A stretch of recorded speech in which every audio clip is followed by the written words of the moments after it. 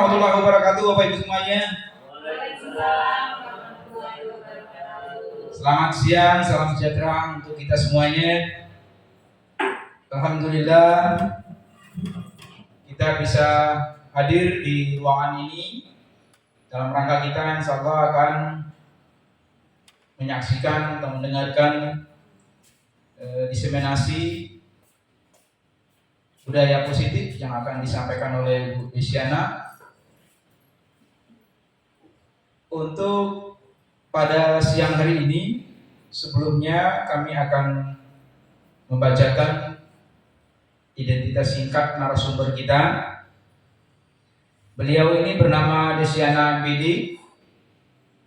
Saat ini beliau bertugas sebagai Kepala Sekolah SDN 82 Kota Bengkulu.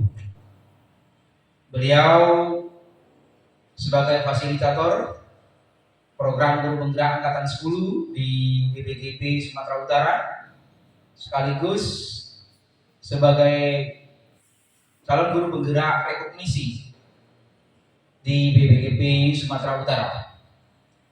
Itu identitas singkat beliau. Untuk menyikat waktu kepada Ibu Desiana, kami persilakan untuk menyampaikan materinya kepada Bapak Ibu untuk seksama kita menyaksikan apa yang disampaikan oleh beliau. Pada beliau kami persilakan. Baik, sebelumnya terima kasih kepada Bapak Moderator hebat kita pada hari ini, Pak Ondan. Assalamualaikum warahmatullahi wabarakatuh. Selamat siang Bapak Ibu, terima kasih sudah hadir pada hari ini dalam kegiatan diseminasi budaya positif. Sebelum memulai kegiatan, marilah hendaknya kita selalu senantiasa memanjatkan puji dan syukur kehadiran Allah Subhanahu wa taala atas segala limpahan nikmat, rahmat dan karunia-Nya. Kita selalu diberikan kesehatan sehingga kita dapat berkumpul di ruangan ini dalam keadaan sehat walafiat. Salawat beriring salam juga tak henti kita panjatkan kepada junjungan kita Nabi besar Muhammad SAW beserta keluarga, para sahabat dan orang-orang yang insya Allah istiqomah di jalannya sampai dengan yaumil akhir. Baik Bapak Ibu, sebelum memulai kegiatan hari ini, sedikit saya mulai dengan pantun ya Bapak Ibu. Oke, boleh nanti cakepnya ya? Terima kasih. Belum Pak. Oke. Bendera berkibar sudah terpasang. Terpasang memakai benang. Presentasi dibuka dengan selamat siang. Moga Bapak Ibu merasa senang. Baik, terima kasih. Boleh satu lagi Bu ya? Awani Bapak Ibu. Guru idaman adalah guru yang inovatif. Dirindukan oleh semua siswa. Bertemu kita di modul budaya positif. Mari kita berefleksi penerapan disiplin di sekolah kita. Oke, baik. Terima kasih Bapak Ibu. Izin saya untuk berdiri ya Bapak Ibu ya. Harap maklum biasanya ibu-ibu guru SD ini akan lebih kalau berinteraksinya agak suka sambil berdiri dan lebih dekat sama audiens gitu. Baik Bapak Ibu, kembali saya izin memperkenalkan diri. Nama saya seperti yang sudah disampaikan oleh moderator tadi adalah Desiana MPD. Saat ini saya bertugas sebagai Kepala Sekolah di SD Negeri 82 Kota Bengkulu. Nah, selain itu, saya juga sebagai fasilitator pendidikan program penggerak Angkatan 10 di Balai Besar Guru Penggerak Sumatera Utara. Selain sebagai fasilitator, saya juga sebagai calon guru penggerak rekognisi Angkatan 10. Nah, Bapak Ibu, pada kesempatan hari ini, saya akan sedikit berbagi praktik baik kepada Bapak Ibu semua, Bapak Guru hebat yang hari ini sudah berkenan hadir untuk sama-sama kita belajar kita berkolaborasi. Semoga nanti kita menjadi bagian dari transformasi pendidikan Indonesia. Oke, baik Bapak Ibu, kayaknya masih tegang ini ya. Udah makan siang Bapak Ibu ya? Oke, sebelumnya kita supaya lebih mencairkan suasana,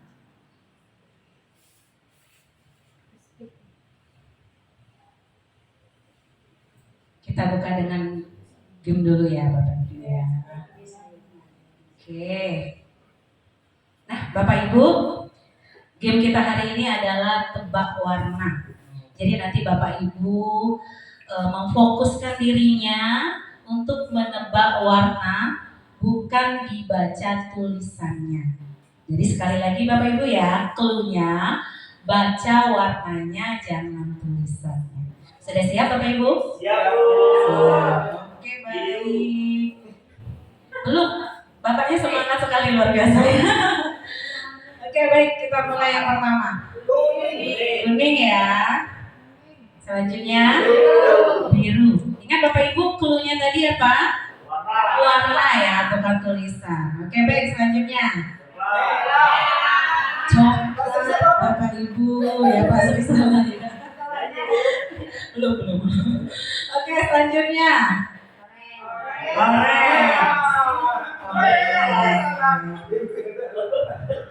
oke, selanjutnya hitam. Baik. Selanjutnya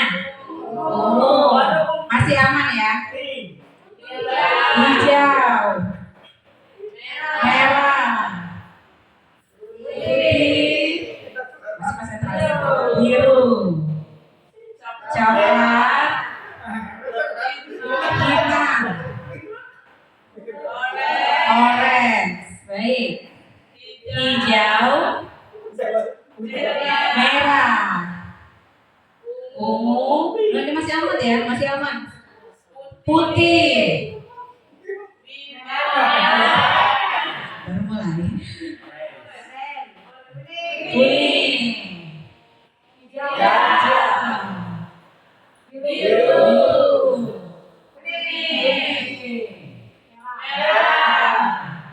Merah. Lanjut.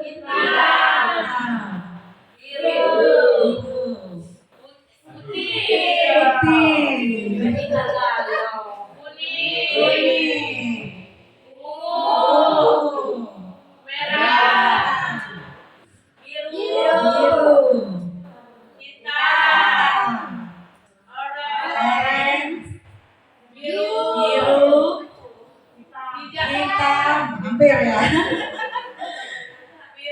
Biru,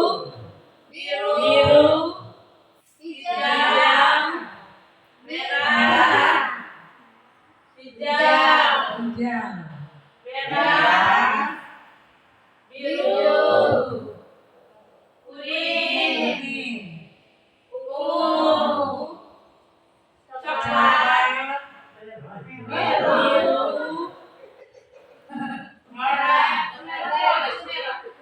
merah ya. Ini hitam, hijau, selesai merah, kuning, biru, hijau, ungu, biru laut dan hitam. Oke, baik, boleh tepuk tangan untuk kita semua. Sudah berkonsentrasi Bapak Ibu ya.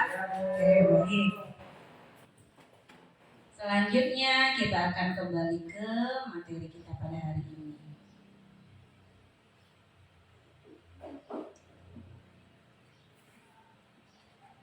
Sebelumnya saya izin bertanya, Bapak Ibu pernah mendengar istilah budaya positif?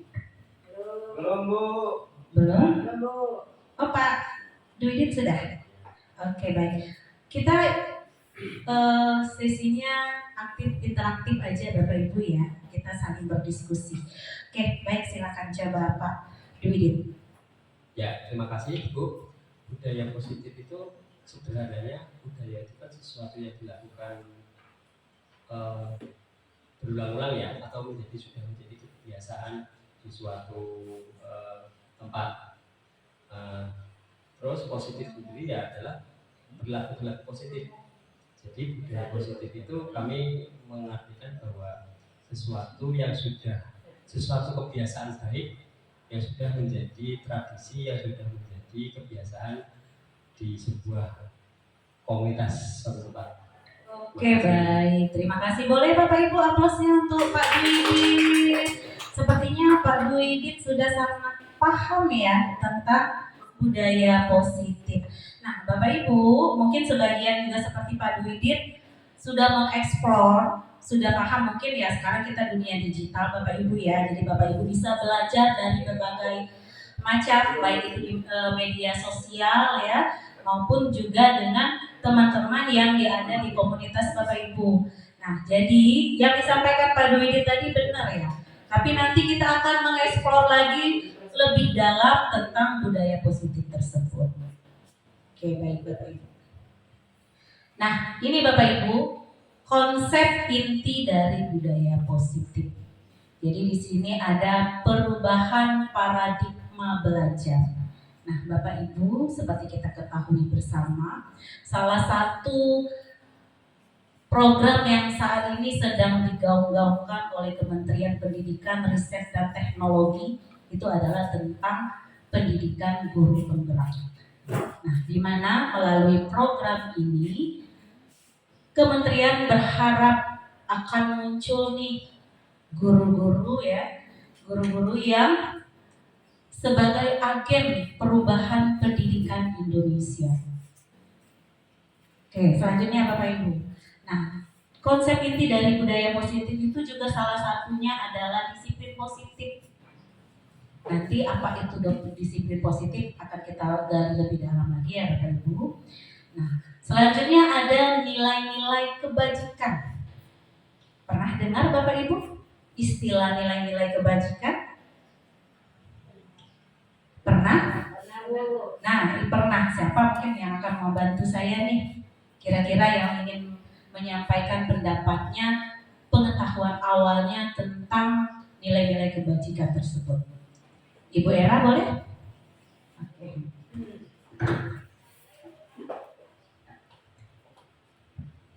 Terima kasih Bu Desi kesempatannya. Nilai-nilai kebajikan, kalau menurut saya, yaitu nilai-nilai kebaikan yang kita lakukan, terutama kita kalau di satuan pendidikan, terutama yang lingkup kecil di kelas kita, nilai-nilai kebajikan yang bisa kita jalankan atau kita lakukan dalam kelas, seperti salah satu contoh saling menghormati, saling menghargai, sopan santun, saling bekerja sama, gotong royong, seperti itu Bu Desi. Oke, baik, terima kasih. Boleh tepuk tangan juga Bapak Ibu untuk Ibu Era. Alhamdulillah Bapak Ibunya. Jadi memang Bapak Ibu yang hadir di sini itu selain memang guru-guru yang hebat, artinya memang tergerak ya untuk belajar, untuk mencari ilmu walaupun Bapak Ibu sebenarnya sudah punya modal untuk itu. Oke, selain itu Bapak Ibu, kita juga akan belajar tentang kebutuhan dasar manusia. Tentu sebagai manusia kita ada yang namanya kebutuhan dasar. Dan untuk mencapai manusia yang bahagia, tentu kebutuhan-kebutuhan dasar kita sebagai manusia itu harus terpenuhi. Kalau kebutuhan dasar kita sudah terpenuhi, otomatis nanti kita akan menjadi orang yang bahagia. Bapak Ibu mau menjadi orang yang bahagia? Mau ya. Saya rasa semua pasti mau menjadi orang yang bahagia. Selanjutnya juga motivasi perilaku manusia. Bapak Ibu, mungkin karena kita semua di sini guru ya, sudah tidak heran lagi dengan istilah perilaku manusia. Karena kalau misalnya Bapak Ibu kita melakukan penilaian di PMM pun Bapak Ibu ya, yang dinilai itu juga perilaku kita. Nah, jadi perilaku seperti apa yang harus dimiliki oleh kita sebagai guru, nanti kita akan kupas lebih dalam. Nah, selanjutnya Bapak Ibu juga ada yang namanya posisi kontrol. Mungkin dari Bapak Ibu sudah ada yang pernah mendengar, mungkin mendengarkan istilah ini baru pertama kali tentang apa itu posisi kontrol. Ya Bapak Ibu ya, posisi kontrol sebagai guru. Jadi kita harus tahu saat ini kita posisinya sedang sebagai apa.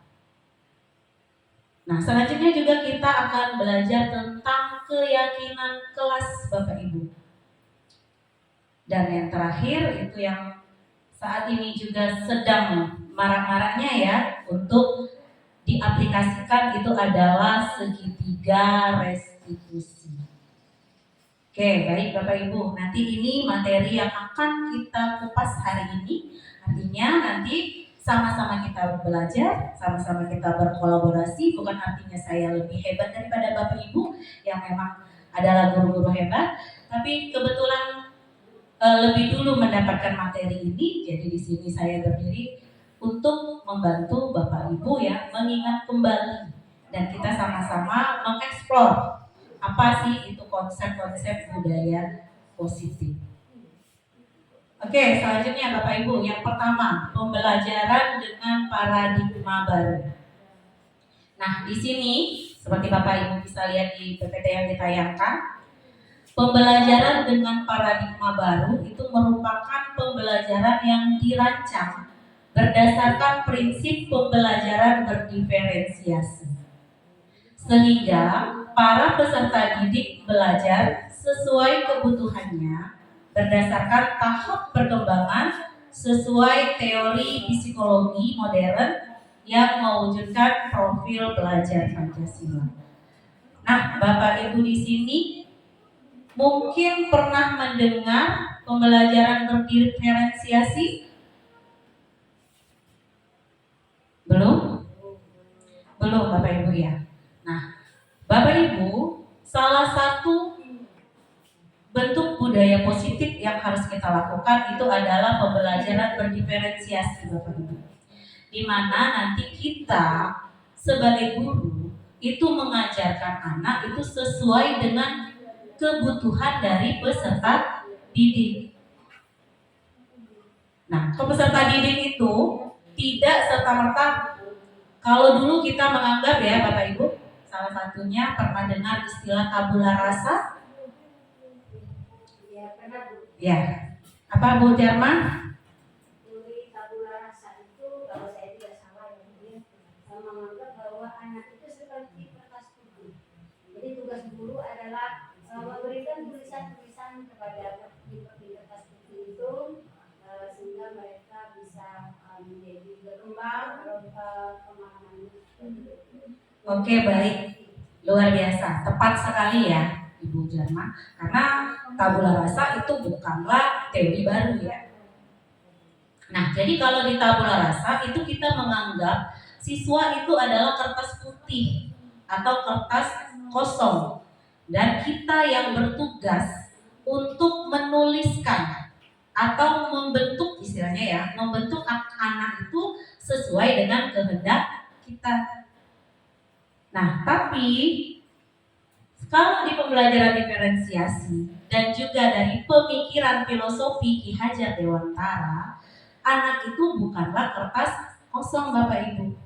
Ya, tapi mereka lahir itu dengan mempunyai kekuatan masing-masing, ya, mempunyai kelebihan masing-masing.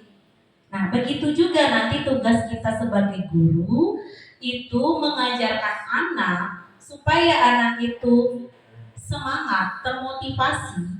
Itu kita harus tahu dulu nih, anak ini lebih sukanya kemana, bidangnya kemana. Nanti itu akan ada yang namanya anak itu tipenya kinestetik mungkin, ya. Apakah dia audiovisual mungkin. Nah, jadi ada anak yang memang cara belajarnya itu berbeda. Dan kita sebagai guru itu harus bisa memenuhi belajar siswa itu sesuai dengan kebutuhannya. Jadi kita tidak bisa Bapak Ibu menyamakan misalnya siswa kita nih di kelas 28 semuanya itu Bapak Ibu mengajarkannya dengan cara yang sama. Itu adalah teori dulu Bapak Ibu ya, konvensional. Guru-guru zaman dulu mungkin melakukan itu. Nah, tetapi sekarang tidak sesuai dengan kurikulum merdeka. Jadi sebelum kita memberikan pembelajaran di kelas kita, di awal-awal masuk itu sebaiknya kita melakukan penilaian apa Bapak Ibu? Asesmen diagnostik. Nah, apa itu gunanya asesmen diagnostik? Yaitu tadi, agar kita mengetahui siswa kita ini tipenya seperti apa sih? Kebutuhan belajarnya yang bagaimana sih? Berdasarkan asesmen diagnostik nanti, baru nanti kita mengkelompokkan anak. Itu nanti salah satu dari pembelajaran berdiferensiasi itu. Sampai di sini bisa dipahami ya Bapak Ibu ya? Oke, baik, lanjut. Nah, Bapak Ibu, ini ada miskonsepsi tentang teori kontrol. Jadi kalau tadi saya tanyakan Bapak Ibu belum pernah mendengar nih apa sih teori kontrol? Posisi kontrol guru itu apa? Belum tahu tadi ya. Sedikit demi sedikit kita akan menggali bersama Bapak Ibu. Nah, inilah ilustrasi, inilah miskonsepsi tentang teori kontrol Bapak Ibu. Nah, ilustrasi guru mengontrol murid. Nah, seperti tadi Bapak Ibu, kita menganggap murid kita itu belum punya pengetahuan dasar. Jadi kita menganggap mereka itu belum tahu apa-apa. Dan kitalah satu-satunya sumber ilmu bagi mereka. Dan itu adalah pemahaman yang sangat salah Bapak Ibu ya. Oke, nah lalu juga ilustrasi bahwa semua penguatan positif, efektif, dan bermanfaat.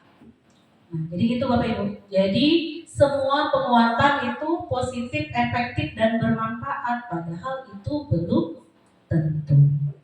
Jadi apa yang kita anggap positif belum tentu itu juga positif bagi yang menerimanya. Jadi itu tadi Bapak Ibu, kita harus sesuaikan dengan kebutuhan tadi ya. Nah selanjutnya ilustrasi bahwa kritik dan membuat rasa bersalah mampu menguatkan karakter. Ini juga mungkin pemahaman yang salah Bapak Ibu, bukan mungkin tapi memang ya. Memang pemahaman yang salah bahwa kritik itu membuat rasa bersalah mampu menguatkan karakter. Nanti kita nganggapnya begini, ada murid yang melakukan kesalahan lalu kita kritik. Mengkritiknya Bapak Ibu langsung misalnya di depan kelas. Harapan kita mampu menguatkan karakter anak tersebut. Nanti dianggap biar mentalnya menjadi mental baja, enggak mental TP. Nah, itulah di mana miskonsepsinya Bapak Ibu? Karena ini tadi tidak semua murid itu mempunyai mental yang sama. Sejauh mana sih kita dapat mengukur mental murid-murid kita itu? Ya, jadi terkadang tidak jarang membuat rasa bersalah kata-kata kita ini tadi itu berefek negatif kepada murid kita. Yang nantinya kita berharap kita menegurnya di depan siswa yang lain, dia akan menjadi karakternya semakin kuat, itu salah. Tidak semua anak seperti itu. Nah, ada kalanya itu justru menghancurkan mental mereka. Bapak Ibu pernah dengar terkadang anak-anak ya itu mental psikisnya rusak itu justru dari orang-orang terdekat. Baik itu keluarga mungkin, kadang kita pun sebagai orang tua di rumah itu mengatakan sesuatu yang mungkin saja membuat mental anak kita jatuh tanpa kita sadari. Nah, itu yang perlu kita sebagai guru sering-sering melakukan refleksi Bapak Ibu ya. Jadi kira-kira yang kita sampaikan itu apakah menyakitkan atau tidak? Atau memang itu bisa membangkitkan semangat tadi? Oke, lanjut Bapak Ibu. Nah, ilustrasi bahwa orang dewasa berhak memaksa. Nah, ini juga miskonsepsi Bapak Ibu ya. Jadi kita seringkali merasa bahwa kita dewasa nih, kita orang tua nih, kita guru nih. Anak-anak itu masih butuh kita. Tanpa kita mereka nggak bisa apa-apa. Jadi mereka harus mengikuti kemauan kita. Sering itu ya Bapak Ibu ya.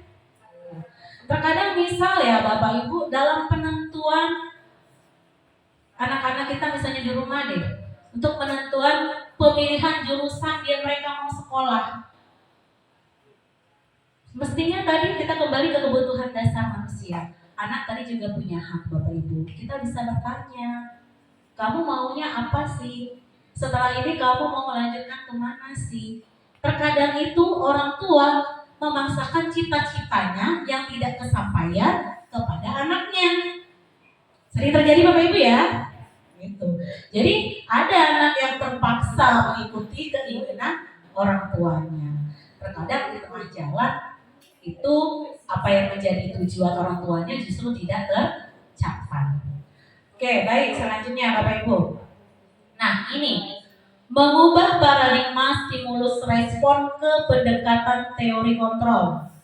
Jadi Bapak Ibu, di sini ada tabelnya stimulus respon dan juga di sebelahnya itu ada teori kontrol.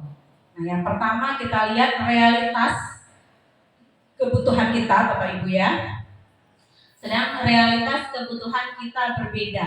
Kalau stimulus responnya, kita merasa bahwa kebutuhan kita itu sama Bapak Ibu. Padahal jelas tidak sama ya. Misalnya saja kebutuhan Pak Ondang dengan kebutuhan Bu Maria itu tidak bisa disamakan. Begitu juga dengan murid kita di kelas kita Bapak Ibu.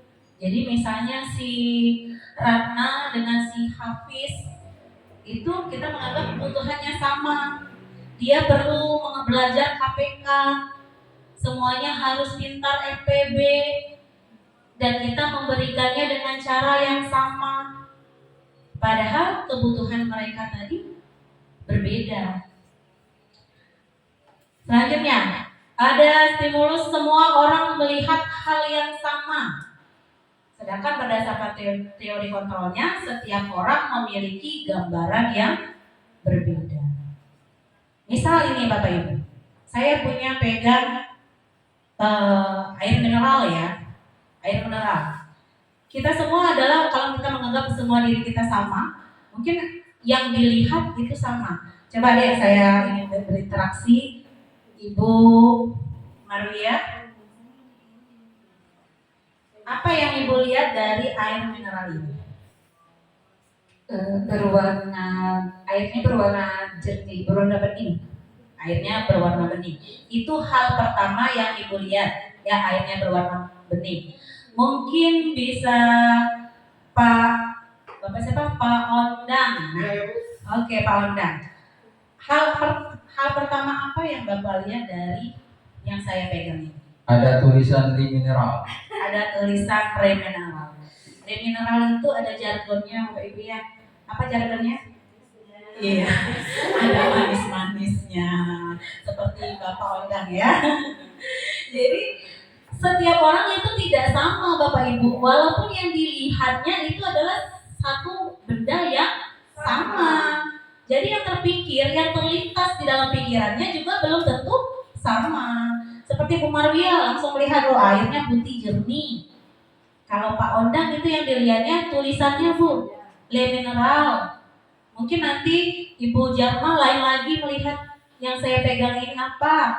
Mungkin dia lihat warnanya Bu, biru cantik gitu kan. Nah jadi itu tadi Bapak Ibu, kita kembalikan ke sini tadi, bahwa setiap orang itu memiliki gambaran yang berbeda tentang berbagai hal. Nah, selanjutnya kita mencoba mengubah orang agar berpandangan sama dengan kita. Tuh. Jadi kita mencoba mengubah orang agar berpandangan sama dengan kita. Sedangkan teori kontrolnya, kita berusaha memahami pandangan orang lain tentang dunia. Jadi Bapak Ibu, intinya ya, kita itu tidak bisa mengontrol keinginan orang lain agar sama seperti keinginan kita. Ya tentu saja orang lain punya pemikiran yang berbeda dari kita. Oke, selanjutnya ada perilaku buruk dilihat sebagai suatu kesalahan. Sedangkan teori kontrol itu semua perilaku memiliki tujuan. Bapak Ibu ya. Yang kita anggap salah itu belum tentu salah bagi orang lain. Yang kita anggap benar pun juga belum tentu benar bagi orang lain. Gitu maksudnya. Nah selanjutnya, orang lain bisa mengontrol saya. Mau nggak nih Bapak Ibu dikontrol orang lain? Mau? Tidak.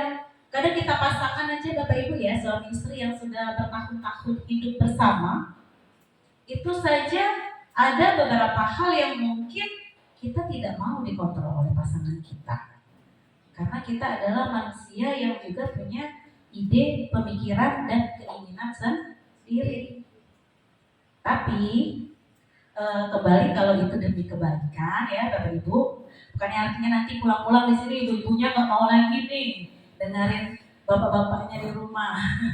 Tapi ada beberapa hal yang memang kita tidak bisa menentukan keinginan kita agar orang lain itu ikut dengan keinginan tersebut.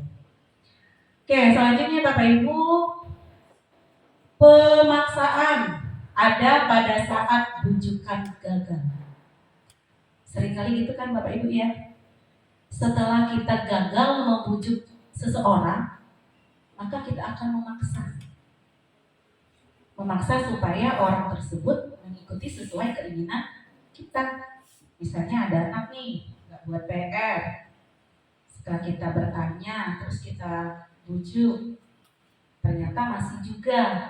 Besoknya kita paksa ya, kamu harus mengerjakan ini, kalau tidak akan begini, akan begitu. Tuh, tidak sesuai dengan teori kontrol. Kalau teori kontrolnya apa Bapak Ibu? Itu tadi, kolaborasi dan konsensus untuk menciptakan pilihan-pilihan baru. Jadi sama seperti kata saya katakan tadi, kita di sini sama-sama Bapak Ibu berkolaborasi ya. Selanjutnya ada model berpikir menang dan kalah, menang atau kalah ya.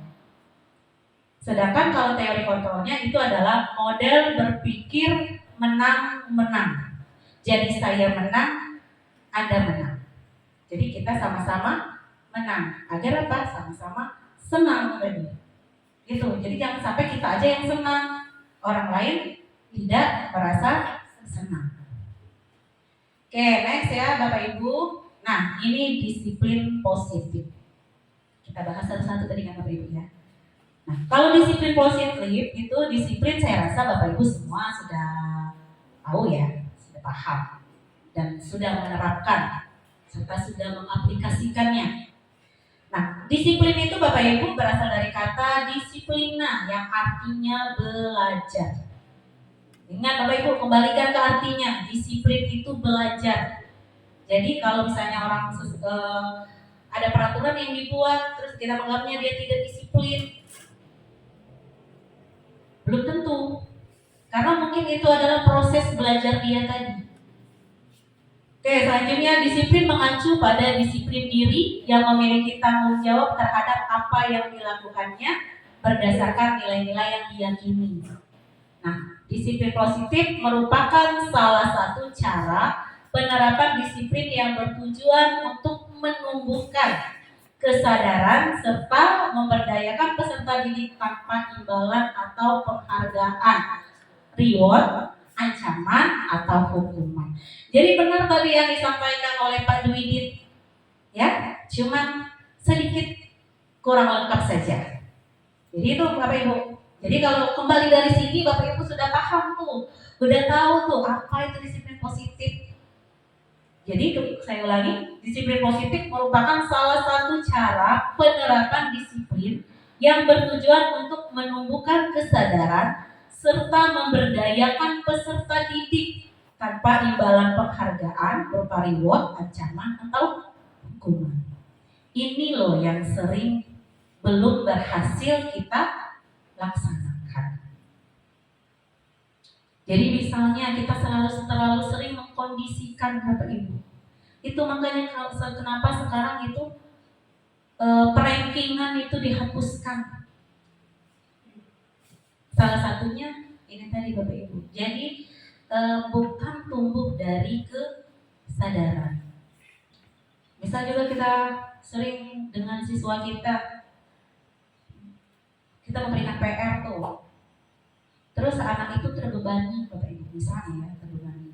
Ketika dia besoknya masuk tidak mengerjakan PR, maka kita akan memberikan hukuman. Akhirnya dia mengerjakan itu bukan karena kesadaran, tapi karena dia takut kena hukuman. Atau misalnya Bapak Ibu sering di kelasnya memberikan ketika proses pembelajaran itu sering tanya jawab mungkin. Jadi untuk memancing anak itu menjawab, Bapak Ibu akan memberikan rewardnya itu misalnya hadiahnya permen misalnya kan, atau misalnya ada yang baik hati nih gurunya kasih uang jajan misalkan. Nah jadi anak-anaknya itu termotivasinya bukan karena kesadarannya itu tadi, tapi karena berharap ada imbalan. Nah ketika Bapak Ibu tidak melakukan itu, mereka juga tidak akan melakukannya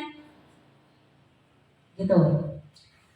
Nah, jadi Bapak Ibu, sebagai pendidik, tujuan kita adalah menciptakan peserta didik yang memiliki disiplin diri, sehingga mereka berperilaku mengacu kepada nilai-nilai kebajikan universal dan memiliki motivasi intrinsik dalam perubahan perilaku ke arah yang lebih baik. Tuh, Bapak Ibu ya. Selanjutnya, nah ini Bapak Ibu, nilai-nilai kebajikan.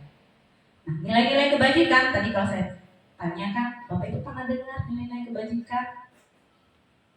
Nah, ini pemahaman lebih lengkapnya Bapak Ibu ya. Jadi nilai yang disepakati bersama lepas dari suku bangsa, agama, bahasa maupun latar belakangnya. Tuh, jadi Bapak Ibu ya. Nah, contoh nilai kebajikan institusi atau organisasi. Saat ini Bapak Ibu ya di kurikulum Merdeka itu salah satunya kita visinya ya menciptakan peserta didik ya yang berkarakter sesuai dengan profil pelajar Pancasila. Nah, nilai-nilai kebajikan yang ada di profil pelajar Pancasila itu ya Bapak Ibu seperti kita ketahui bersama, ada beriman dan bertakwa kepada Tuhan Yang Maha Esa, berakhlak mulia, berkebinekaan global, bergotong royong, mandiri, kreatif, dan bernalar kritis. Ini kan yang sering kalau di kami guru SD itu biasanya dijadikan lagu. Ada Bapak Ibu yang tahu lagunya ya? Tahu kan? Nah, Bu Era kayaknya apa nih lagunya? Gimana Bu Era? Lagu profil belajar Pancasila? Biar semangat nih teman-teman yang sudah. Atau Ibu Ika? Boleh. Ya boleh yuk kita ikut sama-sama ya. Ya nanti kita bisa mengaplikasikannya mengajar kepada anak-anak kita biar anak-anak kita lebih ingat. Yang kadang yang lupa ini ibu-ibunya. Jadi biar membantu supaya tidak lupa kalau ditanya apa aja sih karakter dari profil pelajar Pancasila itu. Oke, silakan Ibu Ika. Boleh diikuti Bapak Ibu ya. Yuk kita sama-sama. Pelajar Pancasila, aku ingin menjadi pelajar Pancasila, beriman dan bertakwa pada Tuhan Yang Esa, berakhlak mulia, berkebinekaan global, gotong royong mandiri, kreatif dan bernalar kritis. Oke, bisa Bapak Ibu ya? Nanti boleh diajak siswa-siswanya, yuk anak-anak kita nyanyi bersama. Supaya biasanya kan kalau anak-anak itu lebih yang lebih visual ya, mereka akan lebih cepat menerima pembelajaran itu melalui lagu misalnya. Oke, baik Bapak Ibu, selanjutnya ada PYP Primary Years Program atau PYP. Toleransi ada di sana, nilai kebajikannya rasa hormat, integritas, mandiri, menghargai, antusias, empati, keingintahuan, kreativitas, kerjasama, percaya diri, dan komitmen. Tuh Bapak Ibu. Nah, selanjutnya ada lagi keterampilan hidup yang sering saat ini digaung-gaungkan ya, istilahnya life skill, life skill. Nah, itu life skill katanya. Ya, dapat dipercaya, lurus hati, pendengar yang aktif, tidak merendahkan orang lain, dan memberikan diri yang terbaik dari diri kita. Nah, inilah Bapak Ibu nilai-nilai kebajikan. Alangkah lebih baiknya kalau misalnya kita sebagai guru itu bisa mempunyai nilai-nilai kebajikan ini, Bapak Ibu ya. Oke, selanjutnya Bapak Ibu, nih kita masuk ke kebutuhan dasar manusia. Bapak Ibu, kebutuhan dasar manusia seperti yang di awal tadi saya sampaikan ya, ada kebutuhan manusia yang memang harus terpenuhi supaya hidupnya bahagia tadi. Nah, lihat ini, kebutuhan dasar manusia adalah segala sesuatu yang kita lakukan untuk mendapatkan apa yang kita inginkan. Seluruh tindakan yang kita lakukan itu memiliki tujuan tertentu. Dan semua usaha terbaik yang kita lakukan adalah dalam rangka agar kebutuhan dasar kita terpenuhi dengan baik. Oke, next Bapak Ibu ya. Nah, Bapak Ibu, ini 5 kebutuhan dasar manusia. Kalau dulu zaman-zaman saya masih sekolah, mungkin ya seperti Bapak Ibu juga, kita sering belajar yang namanya hak asasi manusia, Bapak Ibu ya. Nah, jadi kurang lebih inilah hak-hak tersebut ya. Nah, jadi ini 5 kebutuhan dasar manusia. Yang pertama itu bertahan hidup. Semua manusia Bapak Ibu ya yang hidup itu selalu ingin bagaimana caranya agar survive, agar dia bisa bertahan hidup, dan berbagai cara dapat dilakukan agar hal tersebut bisa tercapai. Nah, Bapak Ibu di sini bertahan hidup itu adalah ini kebutuhan dasarnya Bapak Ibu ya, kebutuhan dasar ini bertahan hidup itu yaitu makanan. Ya gimana mau bertahan hidup kalau nggak makan ya Bapak Ibu ya. Jadi yang pertama itu ya kebutuhan yang paling dasar adalah makanan. Biasanya ada istilah Bapak Ibu pernah dengar, kalau orang sedang posisinya sedang lapar, itu biasanya emosinya agak lumayan tinggi ya. Jadi jangan mancing-mancing. Jangan mancing-mancing kalau lagi lapar. Karena nanti biasanya akan susah mengontrol emosinya. Selanjutnya itu adalah pakaian Bapak Ibu ya. Jadi ya pakaian itu adalah kebutuhan yang juga sangat dasar. Gimana kita berani keluar rumah kalau tidak berpakaian Bapak Ibu ya. Selanjutnya juga tempat tinggal Bapak Ibu. Jadi tempat tinggal pun itu merupakan kebutuhan dasar manusia. Selanjutnya ada keamanan dan juga kesehatan. Tuh Bapak Ibu ya. Oke, selanjutnya ada kasih sayang dan rasa diterima. Rasa diterima di sini Bapak Ibu tentu sebagai manusia, atau misalnya kita kembalikan lah dengan anak-anak kita di kelas ya. Jadi mereka itu akan sangat bahagia apabila kehadirannya itu diakui oleh kita. Jangan sampai terkadang ya sebagian itu teman-teman guru ketika berefleksi itu bercerita. Jadi misalnya ada anaknya nih suka bandel, terus dia bilang, saya nih saking kebandelnya anak itu kadang saya suka abaikan kehadiran dia, kayak gitu. Padahal sebenarnya itu tidak boleh Bapak Ibu ya. Nah mungkin itu tadi salah satu cara dia ingin mendapatkan perhatian kita adalah dengan melakukan berbagai cara yang mungkin tidak kita sukai tadi. Nah dia akan sangat bahagia apabila kehadirannya itu bisa kita terima. Selanjutnya juga dipedulikan tadi Bapak Ibu ya, lalu juga berbagi, kerjasama, menjadi bagian dalam kelompok. Nah, lanjut itu adalah penguasaan Bapak Ibu. Di penguasaan ini hak dasarnya itu ya, kebutuhan dasarnya adalah harga diri. Siapapun itu kalau harga dirinya diganggu, mungkin terusik, pasti akan tidak terima Bapak Ibu ya. Nah, begitu juga dengan anak-anak kita. Mereka juga mempunyai harga diri. Selanjutnya, keinginan untuk dianggap memimpin, berprestasi, diakui, dan juga didengar. Nah, selanjutnya Bapak Ibu ada yang namanya kebebasan.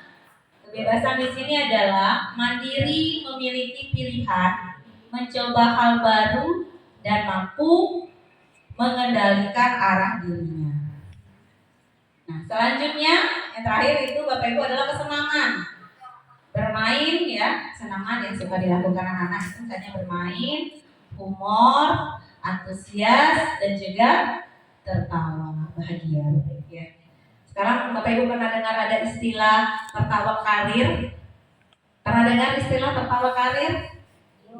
Belum. Jadi ketawanya itu hanya demi misalnya menyenangkan apa ya? Iya, mungkin bosnya ya, mungkin atasannya, mungkin pimpinannya. Jadi dia ketawanya sedikit-sedikit aja Bapak Ibu, kalau kata orang Medan itu sedikit-sedikit aja ketawanya. Ketawanya cuma gini, hah? Itu ketawa karir. Jadi ketawanya gitu. Iya. Jadi ketawanya itu tidak benar-benar dari hatinya kayak gitu. Oke, selanjutnya Bapak Ibu, nah motivasi perilaku manusia diawali dengan motivasi ekstrinsik Bapak Ibu ya, nanti menuju ke motivasi intrinsik. Nah, di motivasi ekstrinsik itu untuk menghindari ketidaknyamanan atau hukuman. Jadi mereka melakukan sesuatu itu hanya untuk menghindari hukuman atau juga untuk mendapatkan imbalan atau penghargaan dari orang lain seperti yang sudah saya contohkan tadi Bapak Ibu ya. Nah, selanjutnya nanti ada motivasi intrinsik untuk menjadi orang yang mereka inginkan dan menghargai diri sendiri dengan nilai-nilai yang mereka percaya. Nah, Bapak Ibu, kita akan melihat perbedaan antara hukuman, konsekuensi, dan restitusi. Nah, di sini Bapak Ibu, kalau hukuman itu tidak terencana sifatnya ya, tiba-tiba. Nah, murid tidak tahu apa yang akan terjadi atau tidak dilibatkan. Ketika dia melakukan sesuatu itu, mereka tidak dilibatkan. Jadi dia tidak tahu apakah itu salah atau benar di mata kita ya, di mata gurunya misalnya. Lalu bersifat satu arah. Dan yang terakhir itu berupa hukuman, bisa fisik maupun psikis. Selanjutnya Bapak Ibu ada yang namanya konsekuensi. Nah, konsekuensi itu dia lebih terencana atau disepakati sesuai dengan aturan. Dan murid tetap dibuat tidak nyaman dari Bapak Ibu. Hukuman itu biasanya kalau diberikan hukuman rasanya akan sakit ya bagi anak-anak kita gitu ya. Nah, kalau konsekuensi ini juga menimbulkan rasa sakit.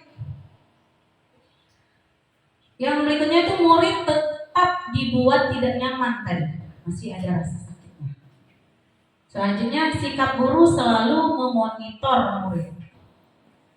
Sedangkan yang dianggap paling bagus itu salah satunya saat ini Bapak Ibu ada ya restitusi. Ini juga istilah baru ya Bapak Ibu yang dengar. Restitusi itu adalah proses menciptakan kondisi bagi murid untuk memperbaiki kesalahan. Nah, jadi apabila ada anak kita yang melakukan kesalahan, itu kita mengajak anak tersebut berbicara agar nanti dia bisa menemukan sendiri solusi terhadap masalah yang sedang dihadapi. Biasanya kalau kita ajak bicara dan solusi itu muncul dari dirinya sendiri, maka dia akan, karena sudah melewati proses tadi kan, maka kedepannya dia akan lebih percaya diri. Selanjutnya Bapak Ibu, Proses kolaboratif yang mengajarkan murid untuk mencari solusi sendiri. Ini yang saat ini dianggap efektif dulu ya. Oke, next. Ini 5 posisi kontrol guru Bapak Ibu. Yang tadi belum pernah dengar. Ini posisi kontrol guru. Sebagai penghukum, sebagai pembuat merasa bersalah, posisi sebagai teman, sebagai pemantau, dan sebagai manajer. Nah, yang seperti apa ini Bapak Ibu? Nah, selanjutnya kita akan lihat. Ini harapannya. Kalau sebagai penghukum, Bapak Ibu bisa lihat ada pertanyaan atau perkataan di dalam slide itu. Hormat pada bendera selama 1 jam. Nah, di sana posisi guru sebagai penghukum, dia langsung memberikan hukuman kepada yang bersangkutan tadi. Nah, sedangkan ini membuat merasa bersalah. Berapa kali ibu bapak harus memberitahu kamu selalu saja mengecewakan ibu atau bapak. Jadi perkataan yang membuat anak itu muncul rasa bersalah dalam dirinya. Maka dia mau tidak mau mengakui, oh ternyata saya salah, ternyata yang saya lakukan ini gak benar. Akhirnya dia bisa jadi merasa rendah diri. Oke, selanjutnya sebagai teman Bapak Ibu ya. Ayo dong ikuti aturan sekolah, tolong bantu Bapak Ibu ya sekali ini. Ya sudah, tidak apa-apa, lain kali jangan sampai berbuat seperti ini lagi ya. Nah, itu adalah posisi kontrol sebagai teman Bapak Ibu. Lalu selanjutnya sebagai pemantau. Nah, contoh kata-katanya Bapak Ibu, kamu sudah melanggar peraturan sekolah. Kamu tahu konsekuensinya? Gitu. Setelah upacara kamu beli atributnya ke koperasi dan jangan diulangi lagi. Itu adalah sebagai pemantau Bapak Ibu. Next, yang terakhir itu sebagai manajer. Sebagai manajer, kita bisa lihat dengan saya kata-katanya, apakah kamu tahu kesalahanmu? Kira-kira bagaimana kamu memperbaiki kesalahan? Jadi anak diajak komunikasi, ditanya dulu, dia merasa nggak dia melakukan kesalahan? Dia melanggar keyakinan kelas enggak? Ditanya keyakinan kelas yang mana yang dia langgar. Lalu disuruh dia menemukan solusi dari kesalahan yang sudah dia lakukan. Oke, baik Bapak Ibu lanjut ya. Nah, ini posisi kontrol apakah aku. Berdasarkan yang sudah tadi disebutkan Bapak Ibu, posisi kontrol guru tadi ada berapa Pak Srianto? Ada 5 Bu. Ada 5 ya. Nah, sekarang kalau posisi kontrol ini, saya kecewa sekali dengan kamu. Nah, itu posisi kontrol sebagai apa? Sebagai pembuat rasa bersalah. Benar ya. Jadi kita membuat anak itu berpikir, oh saya salah. Selanjutnya, apa rencanamu untuk menyelesaikan masalah ini? Posisi kontrol sebagai manajer. Oke, next. Nah, ayolah lakukan demi bapak atau ibu ya. Sebagai teman. Luar biasa ini Bapak Ibu ya. Luar biasa semua ini. Next. Nah, kamu tidak pernah mendapat nilai jika tidak mengerjakan tugas. Sebagai pemantau. Oke. Nah, Bapak Ibu selanjutnya ke materi keyakinan kelas. Nah, mengapa keyakinan kelas? Mengapa bukan peraturan kelas? Kira-kira kalau dari sudah penjelasan saya tadi, Bapak Ibu bisa menyimpulkan kenapa harus keyakinan kelas bukan peraturan kelas? Karena kalau peraturan sifatnya berapa arah tadi Bapak Ibu? 1 arah. Tapi kalau keyakinan 2 arah. Jadi mulai nih nanti Bapak Ibu pulang ke sekolahnya, misalnya ya, yuk sama-sama ajak siswanya. Kita buat bersama keyakinan kelas. Jadi itu disepakati bersama. Dan anak akan merasa senang ketika dia dilibatkan tadi. Keberadaannya itu diakui. Dan dia pun akan berpikir ketika akan melanggar. Toh saya yang buat ini. Berdasarkan keinginan saya, Gitu. Oke, selanjutnya. Ini Bapak Ibu ya. Mengapa tidak peraturan saja, mengapa harus keyakinan? Oke, ini saya rasa tidak perlu dijelaskan lagi Bapak Ibu. Selanjutnya pembentukan keyakinan kelas Bapak Ibu. Sudah ada Bapak Ibu yang membentuk keyakinan kelas di kelasnya? Belum. Oke, baik. Tadi ya Bapak Ibu, setelah ini yuk ajak anaknya sama-sama kita buat keyakinan kelas. Nah, lihat, bersifat abstrak. Lalu berupa pernyataan universal Bapak Ibu. Dan juga dibuat dalam pernyataan positif. Terus gak usah banyak-banyak Bapak Ibu, sedikit saja ya. Sedikit saja agar mudah diingat. Dan selanjutnya sesuai dengan kondisi kelas dan sekolah sehingga mudah diterapkan. Karena kebutuhan masing-masing kelas itu tentu saja berbeda Bapak Ibu ya, tidak bisa kita samakan. Lalu semua warga sekolah atau warga kelas itu dilibatkan saat membuat keyakinan kelas. Jadi semuanya terlibat. Nah, ini Bapak Ibu segitiga restitusi, suatu proses dialog yang dijalankan oleh guru agar dapat menghasilkan murid yang mandiri dan bertanggung jawab. Kalau belum pernah dengar ini loh, istilahnya Bapak Ibu ya, tahap dari segitiga restitusi. Yang pertama itu nanti Bapak Ibu menstabilkan identitas. Distabilkan dulu identitasnya. Ketika ada anak yang melakukan kesalahan, kita ajak duduk bersama, kita ajak berkomunikasi. Dengan yang pertama itu adalah menstabilkan identitasnya. Setelah itu melakukan validasi tindakan yang salah. Jangan langsung ke sini. Baru setelah itu nanti Bapak Ibu yang terakhir menanyakan keyakinan. Oke, next. Nih Bapak Ibu ya. Jadi misalnya validasi tindakan yang salah. Stabilkan identitas. Setiap orang pasti pernah melakukan kesalahan. Jadi kita stabilkan dulu identitasnya. Kita tanya, kamu datang terlambat? Ya, bisa dijawabkan. Ya, sama kamu menganggap datang terlambat itu sebuah kesalahan tidak? Ya kesalahan. Kita boleh bangun dulu. Ya, stabilkan dulu identitasnya. Ya nak, setiap orang pernah melakukan kesalahan. Ibu juga pernah melakukan kesalahan. Tapi yang terpenting di sini adalah bagaimana cara kita memperbaiki kesalahan tersebut. Oke, nanti di sini ada juga misalnya kata-katanya kamu bukan satu-satunya yang pernah melakukan ini, betul Ibu ya.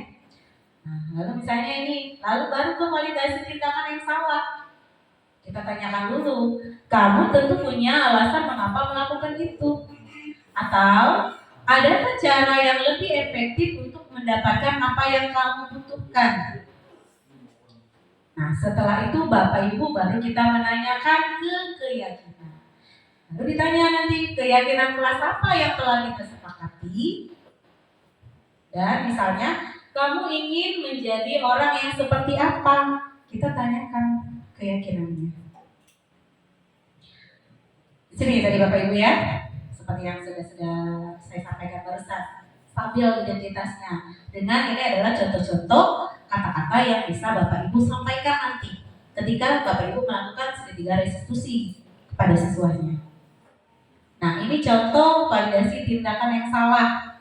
Nah, kata-katanya seperti ini yang bisa Bapak Ibu nanti sampaikan kepada peserta didik Bapak Ibu. Next. Nah, ini menanyakan keyakinan, baru dibalikkan. Setelah semuanya sudah stabil ya. Terus terakhir nanti baru menanyakan keyakinan. Oke, Bapak Ibu, terakhir nih. Dalam penerapan program disiplin positif, hendaknya guru memiliki standar kepribadian profesional dan sosial yang baik, di mana guru mampu merefleksikan dirinya dalam posisi kontrol saat ini. Bagaimana menjalankan dirinya sebagai among, Bapak Ibu ya, sebagai among, orang yang menuntun, gitu. Atau manajer ya, yang menuntun murid-muridnya menjadi insan yang mandiri, merdeka, dan bertanggung jawab sesuai dengan standar nasional pendidikan Indonesia. Oke, baik Bapak Ibu, mungkin Sampai di sini materi yang bisa saya sajikan, saya kembalikan dulu ke moderator.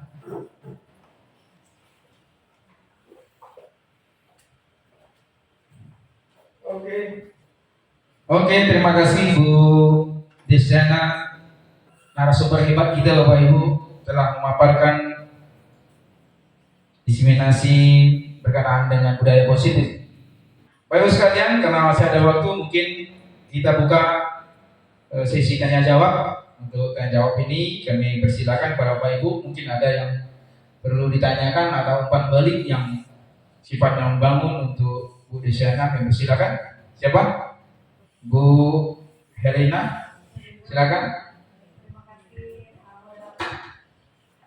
Terima kasih Pak Moderator atas kesempatannya. Perkenalkan, nama saya Ibu Herlina, berasal dari SMK Negeri 3 Kota Bengkulu. Saya hormati Ibu Desiana selaku narasumber pada siang hari ini.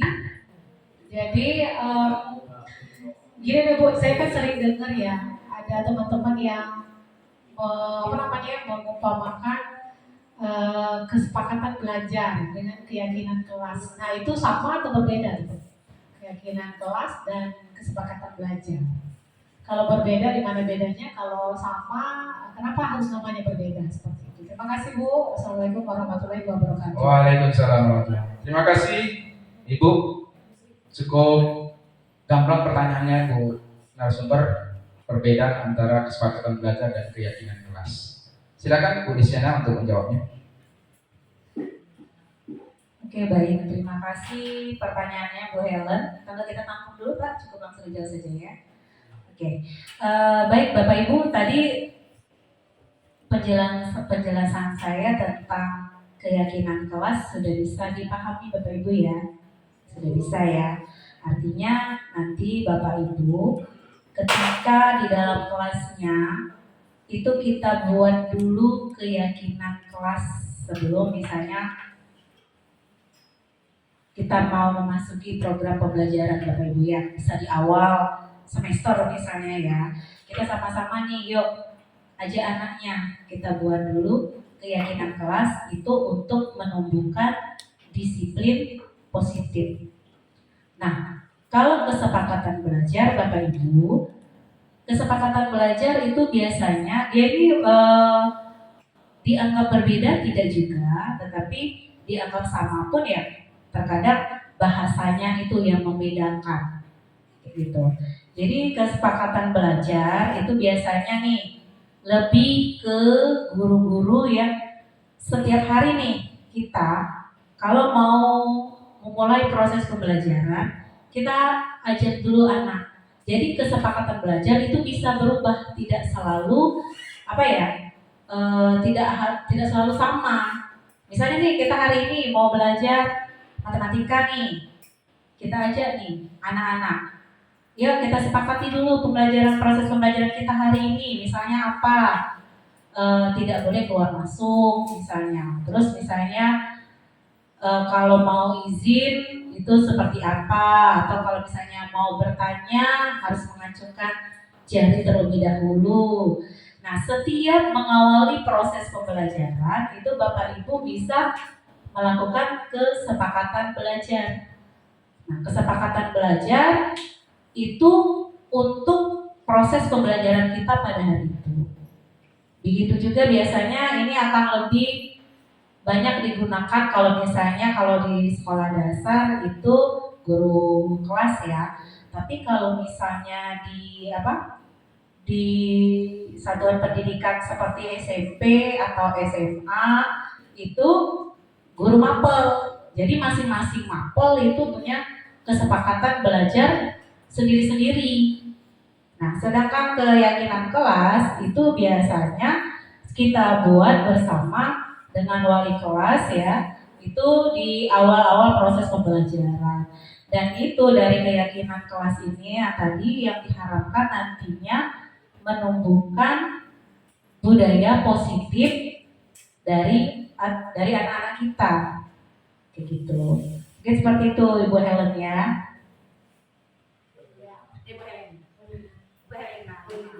Oke, terima kasih Bu Desiana telah menjawab pertanyaan dari Bu Helen. Saya kira cukup. Gimana Bu Helen? Belina, Bu Belina ya. Cukup jago ya? Oke, terima kasih. Dengan Bapak Ibu yang lain? Pas? Pak Siono? Ya. Perkenalkan saya Pak Sriono juga dari SMK 3, rekannya Ibu Erlina tadi Pak. Silakan Pak. Ya. Mohon izin Ibu narasumber, tadi Ibu dari guru asal guru SD sekolah dasar ya. Bagaimana kita melakukan restitusi terhadap siswa mungkin yang jenjang kelasnya masih dasar Bu, misalnya kelas 1, kelas 2. Mungkin ibu-ibu punya pengalaman, artinya mengatasi hal siswa yang kami tanya mungkin jawabannya tidak yang kita harapkan gitu Pak. Misalnya kita tanya bagaimana kabar anak hari ini, mungkin jawaban dia mungkin karena bahasa masih kelas 1 gitu ya, atau kelas 2. Jadi mungkin ibu bisa berbagi pengalaman terhadap pengalaman itu. Terima kasih Bu. Oke, terima kasih Pak Sriono. Betul tuh Bu. Kalau anak kelas 1 seperti apa lah pengalaman Ibu? Berbagi praktik baik lah untuk kita semua di sini. Mudah-mudahan ada pengalaman Ibu berbagi di sini. Silakan Bu. Oke, baik. Terima kasih Pak Sriono. Pertanyaan yang luar biasa ya Pak Sriono. Karena memang saat ini kita yang hadir di sini dari jenjang satuan pendidikan yang berbeda Bapak Ibu ya. Ada yang dari SMP, dari SMA, SMK, dan juga dari SD. Nah, ini teman-teman yang guru SD ini mungkin sudah tergelitik mau menjawab ini. Jadi mungkin memang Bapak Ibu ya, cara kita menghadapi peserta didik kita itu tentu berbeda-beda. Yang terlebih ini adalah pendidikan dasar, di mana usia mereka itu masih usia anak-anak ya, masih usia anak-anak. Kalau di SD itu dibagi dua Bapak Ibu, ada yang kami menyebutnya kelas rendah dan kelas tinggi. Nah, untuk memperlakukan anak kelas rendah dengan anak kelas tinggi juga tentu berbeda. Cara mengajarnya juga tentu berbeda. Itu makanya kenapa biasanya untuk kelas rendah itu gurunya itu yang sering menjadi wali kelasnya itu justru guru-guru yang lebih senior, yang pengalaman, yang jam terbangnya lebih tinggi daripada guru-guru yang junior tadi. Bukan artinya guru junior itu tidak bisa mengajar kelas rendah. Kalau guru SD itu kan dianggap guru yang serba bisa, karena semua mata pelajaran itu harus bisa diajarkan semua. Berbeda dengan guru SMP dan SMA yang mengajarkannya hanya per bidang studi. Nah, kalau guru SD itu dianggap serba bisa. Makanya kenapa di SD itu juga tidak ada guru BK-nya. Semuanya kembali ke wali kelas. Semuanya kembali ke guru kelas. Mungkin ya. Begitu juga ketika kami menempuh pendidikan Bapak Ibu ya. Menempuh pendidikan itu ya semua bidang itu kami ajar semua, dapat semua kayak gitu. Termasuk pembelajaran psikologi. Nanti ada tuh belajar psikologi pendidikan waktu zaman-zaman kuliah di Bapak Ibu ya. Nah, di sini kalau kembali ke pertanyaan tadi kepada Pak Sriono tadi, kalau kita menghadapi anak kelas rendah Bapak Ibu, kalau kita belajar psikologi anak itu kan ada jenjang usia. Nah, di mana kalau anak SD itu masuknya ke pemikirannya itu dia belum bisa berpikir secara abstrak, tapi dia secara nyata. Artinya, ketika kita menemukan anak yang ada masalah, misal kita seperti biasa juga Bapak Ibu sebaiknya kita melakukan pembicaraan face to face gitu ya. Kita ajak anaknya tentu saja dengan bahasa yang sederhana yang bisa dimengerti mereka. Bisa mengerti mereka itu mungkin kita kalau di guru kelas rendah itu harus lebih banyak menyiapkan pertanyaan-pertanyaan pemantik gitu. Sampai nanti di pertanyaan-pertanyaan pemantik itu tanpa sadar si anak kita ini tadi mencetuskan ini loh solusinya. Mungkin dia nggak solusi, tapi tanpa sadar misalnya dia akan berkata, misalnya kita tanya masalahnya apa nih? Misalnya masalahnya datang terlambat. Anak kelas 1 atau kelas 2 ya Bapak Ibu. Biasanya dia datang terlambat. Kalau kita berdasarkan segitiga restitusi tadi, ketika dia datang ya kita tetap harus menyambut dia, kita tetap harus mempersilahkan dia duduk kayak gitu kan, tetap haknya belajar hari itu dipenuhi. Setelah itu nanti baru kita adakan pendekatan persuasif terhadap si anak tadi secara pribadi. Nanti kita tanya dengan bahasa yang sederhana dan mudah dimengerti oleh mereka. Saya tanya, kamu datang terlambat ya? Dengan pertanyaan pemantik tadi. Terus datang terlambat itu kesalahan bukan sih? Anak kelas 1, kelas 2 saat ini sudah pinter-pinter Bapak Ibu. Ngomongnya juga pinter-pinter. Apalagi sekarang mereka sudah hobi tuh nonton-nonton YouTube kayak gitu kan. Jadi bahasa-bahasa YouTube aja mereka sudah sangat familiar kayak gitu. Jadi kita eksplor pertanyaan dari dia sampai nanti datang terlambat kenapa? Tidurnya kemalaman Ibu. Tidur kemalaman kenapa? Ya kan? Mengapa kok tidurnya malam-malam? Karena main game misalnya, main game online, main game gitu ya, main game misalnya. Setelah itu kan kita tanya lagi, main game itu membuat kamu tidak tidur tepat waktu, salah bukan? Ya, seperti kamu jawab. Setelah itu kita tanya lagi mungkin supaya nanti kamu tidak terlambat lagi, tidurnya harus bagaimana? Misalnya dia bilang, tidurnya cepat Bu. Kan tanpa sadar tuh dia sudah menjawab solusi dari permasalahan dia. Ya kita tangkap lagi.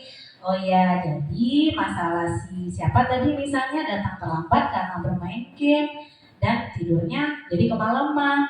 Terus tadi setelah kita diskusi supaya tidak bangun kesiangan lagi, tidurnya harus cepat. Paling kayak gitu. Jadi kita harus ekstra mempunyai pertanyaan pemantik sehingga yang menyebabkan anak itu tanpa sadar nanti menyebutkan solusi dari permasalahannya itu sendiri.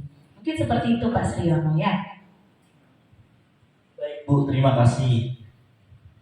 Sudah jelas supaya dari pertanyaan pemantiknya itu lebih disesuaikan dengan usianya ya. Itulah.